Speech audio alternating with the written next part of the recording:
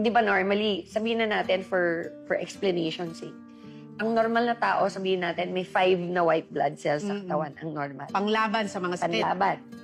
Pag kinimo ka, hindi ka lang masi-zero, mani-negative ka. So wala ka na, Walang, running on negative ka.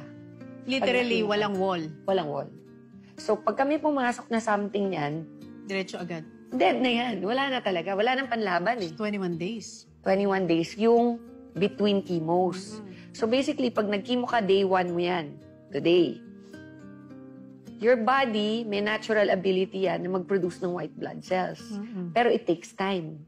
So, day 1, day 2, day... Normally, nung first chemo ko, by day 20...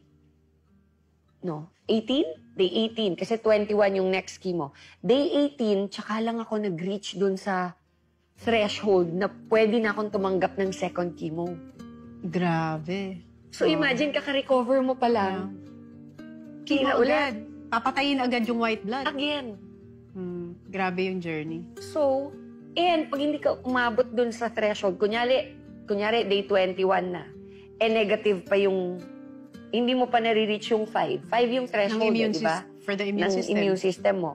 Kasi pag hindi ka 5, kunyari 2 ka lang, hindi kakayanin ng body mo, magko-collapse. So, kailangan talaga within the 21 days, mabalik sa 5. Okay?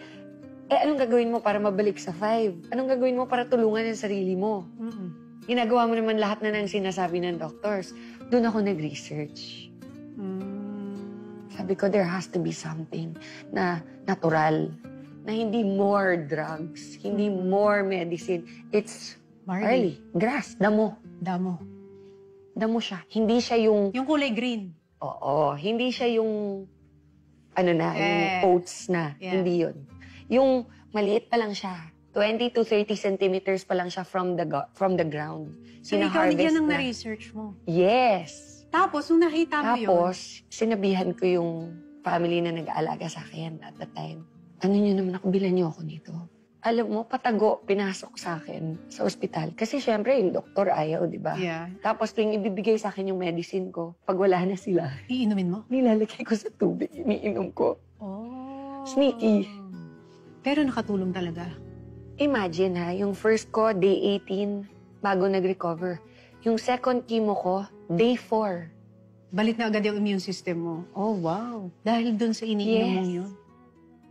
So, syempre, ready na ako for the second, the third, the fourth chemo.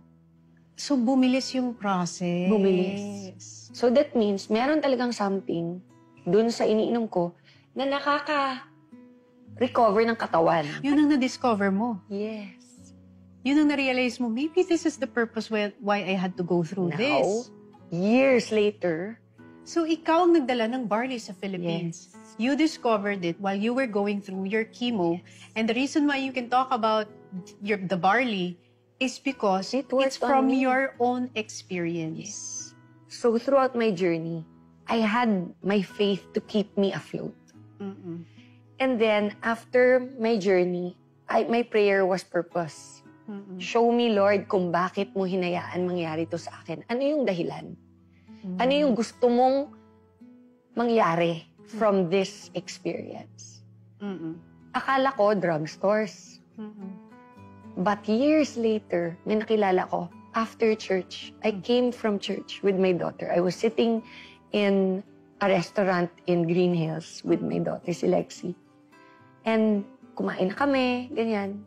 As we were leaving, may lalaking lumapit sa akin. And sabi niya sa akin, kayo po ba si Miss Maritoni? Yung sa barley. So I knew right away, hindi showbiz. Kasi normally, di ba, kayo po ba si Maritoni? Pwede magpa-autograph or pwede magpa-photo.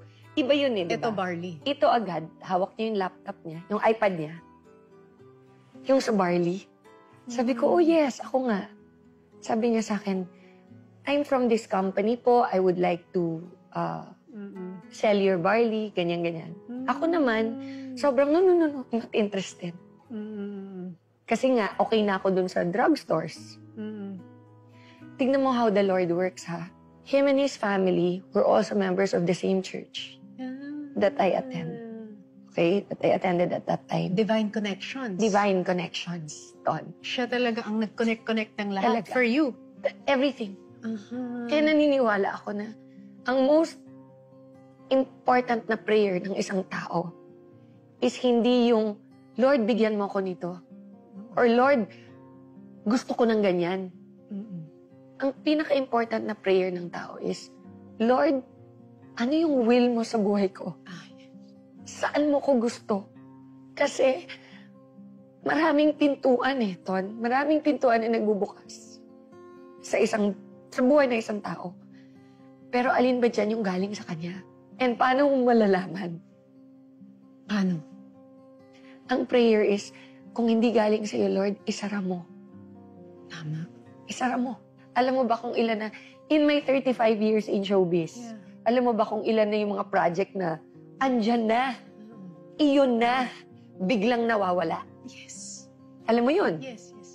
Bakit? Hindi yun sa'yo Kaya kailangan align ka sa Kanya lagi.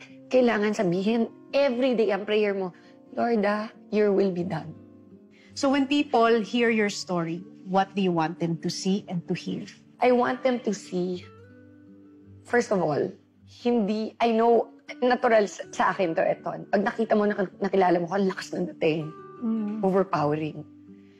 Pero when you get to know me, you will see my heart. And my heart is for Christ.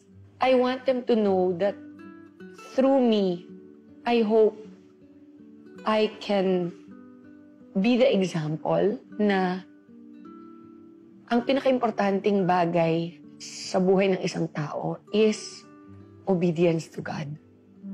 Kasi kaya naman natin a lot of things you can attain on your own. You can hustle. Okay? Kaya mong gawan ng paraan. Kaya mong dayain. Diskartehan. Kaya diskartehan. Pero isa lang ang way na blessed, na walang problema, walang sakit ng ulo, peaceful. And yun ang way ni God